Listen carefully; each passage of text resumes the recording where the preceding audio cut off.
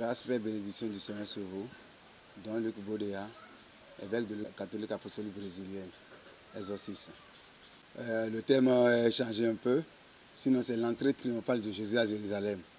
C'est parce que tout le monde a les rameaux en main qu'on parle de dimanche des rameaux, sinon c'est l'entrée triomphale de Jésus à Jérusalem. Tout roi, pour pouvoir s'introniser, pour pouvoir se faire installer, doit pouvoir aller à Jérusalem. Les rois de la lignée d'Israël, comme les David, mais en faisant l'entrée à Jérusalem, cela signale que ce roi-là veut avoir un regard sur son peuple, et ce regard qu'il doit avoir sur le peuple, c'est que le peuple aussi est prêt à faire soyer. Donc, c'est pour pouvoir vivre cette fête, pour pouvoir proclamer, oui, notre roi, il est notre roi, il est notre Seigneur, il vient à Jérusalem. C'est l'acclamation, c'est cette acclamation qui fait que tout le monde a les rameaux en main. On parle habituellement des rameaux, mais c'est un habit de langage. C'est l'entrée triomphale de Jésus à Jérusalem. Jésus entre à Jérusalem parce qu'il est roi. Il est le roi des rois d'ailleurs. Et son titre de roi doit pouvoir le faire entrer à Jérusalem. Parce que la tradition de l'Église, comme ses pères, David, tous les anciens rois, après leur élection, après leur choix, ils font leur entrée triomphale à Jérusalem pour donner à manger, pour donner à boire, pour que le peuple puisse faire soyer. Donc, Jésus, étant dans la lignée de David, dans la lignée d'Israël, il a aussi l'obligation de prendre ce chemin de Jérusalem, d'aller à Jérusalem pour qu'on puisse l'acclamer. Et seulement que ce qui est un peu dommage, lui qu'on avait acclamé comme roi, roi des rois, roi, fils de David, qui vient avec tous les honneurs, toutes les acclamations. Ils ont comploté en même temps contre lui, parce qu'il n'a pas donné, il n'a pas cherché à persuader comme le font les autres rois, parce qu'il donne à manger, il donne à vivre au peuple, et il croit que le roi qui vient à Jérusalem, c'est pour seulement assouvir à leur faim, c'est pour pouvoir servir à leur faim. Ouais. Mais de par la tradition, vous savez ce que c'est que les rameaux. Les rameaux contribuent à beaucoup de choses dans leur tradition. Et ça c'est à acclamer, ça c'est à signaler aussi et à annoncer fortement le défunt, le mort. Ouais. Si on passe quelque part dans notre tradition, même dans notre coutume béninoise, si on passe par quelque part, qu'est-ce qu'on constate? Si on voit que les gens tissent le rameau, ou bien les gens prennent le rameau et déposent quelque part, on dit, soit il y a un mort, soit il y a quelque chose qu'on interdit de toucher. Donc, c'est la tradition juive n'est pas différente de notre tradition. C'est la même chose. Les gens l'acclament avec du rameau pour dire, oui, c'est notre roi, oui, c'est lui qui est notre roi, oui, il est le roi, mais ce roi qu'il est, il n'a pas cherché à avoir un trône comme les autres rois, à avoir un palais comme les autres rois. Et sa royauté est différente. Il doit pouvoir prendre le péché du monde, prendre le péché de l'humanité, et pour que l'humanité ait la vie et la vraie vie. C'est le sens. C'est lui-même qui même dit que même si le peuple n'acclame pas, les pierres vont crier, les pierres vont acclamer. Donc ça signifie que cette royauté est caractérisée par la pure humanité de l'homme et la pure sanctification de l'homme. Donc il est différent des autres rois, de par sa royauté, de par son palais.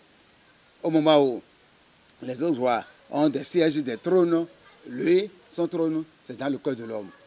Il a fait son trône dans le cœur de tous ceux qui l'acclament, pour dire, c'est lui qui se donne, et c'est lui qui est le serviteur des serviteurs. Il est là pour nous servir et pour contribuer, pour que l'homme ait la vraie vie et la vie en lui. La Jérusalem nouvelle doit pouvoir être dans nos cœurs. Si nous n'avons pas la Jérusalem nouvelle dans nos cœurs, c'est pour dire que c'est le lieu de la re-sanctification. C'est le cœur de l'homme qui doit pouvoir être libéré de toute iniquité, de tout péché, de toute faiblesse, pour que le Christ puisse installer son trône et faire vivre l'homme, et pour que l'homme ait la sainteté. Jésus même a dit, soyez parfaits comme votre Père qui est dans les cieux est parfait.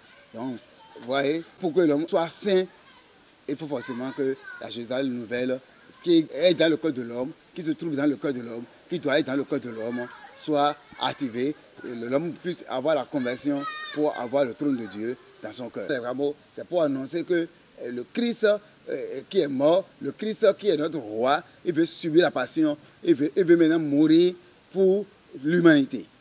Donc en ayant les rameaux en main, c'est toujours le même sens. On l'acclame pour dire que le roi, ce roi-là, ne s'est pas égalé aux autres rois. Sa royauté se trouve différente des autres royautés. Et il entre triomphal à Jérusalem pour pouvoir suivre la trace, pouvoir suivre le chemin des rois d'Israël. Mais son sort, c'est mourir pour que l'homme ait la vie, mourir pour que l'homme ait la sanctification, mourir pour que l'homme puisse mettre fin à toute situation d'esclavage. Ça veut dire qu'il est mort pour nous, pour pouvoir nous libérer de l'esclavage du péché. Mais le peuple croyait que la libération que le Christ veut apporter, comme les autres rois apportaient, c'est leur donner à manger et boire.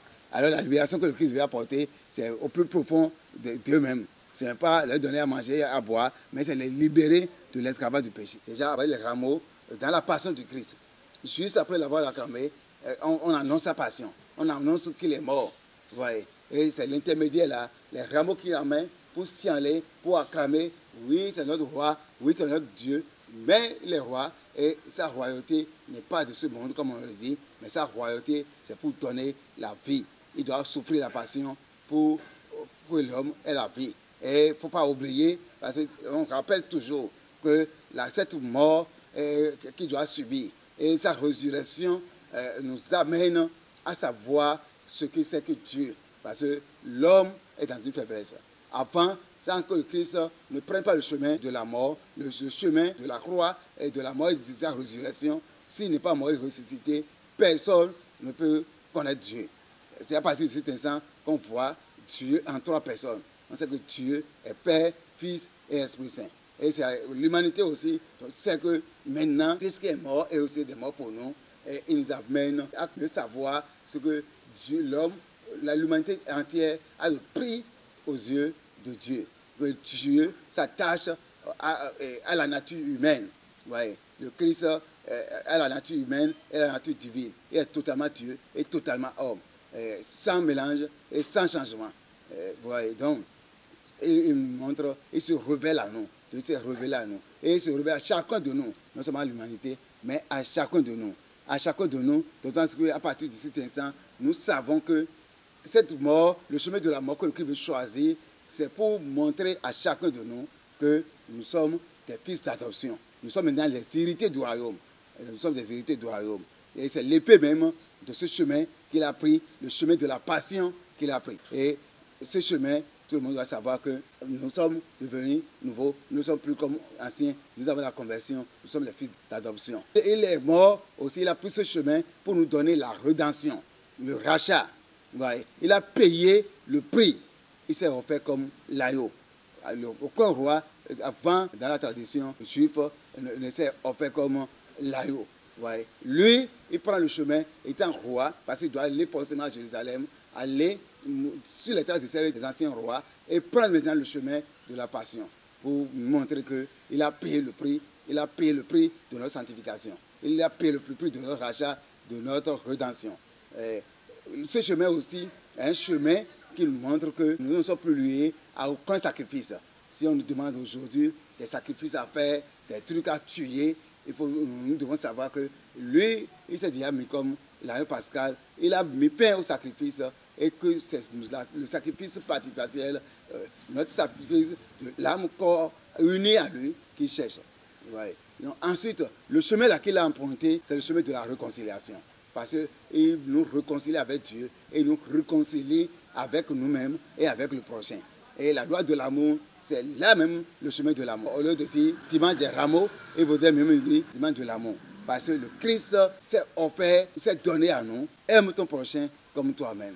Donc il faut te réconcilier avec toi-même, te réconcilier avec le prochain pour pouvoir rencontrer Dieu et te réconcilier avec Dieu.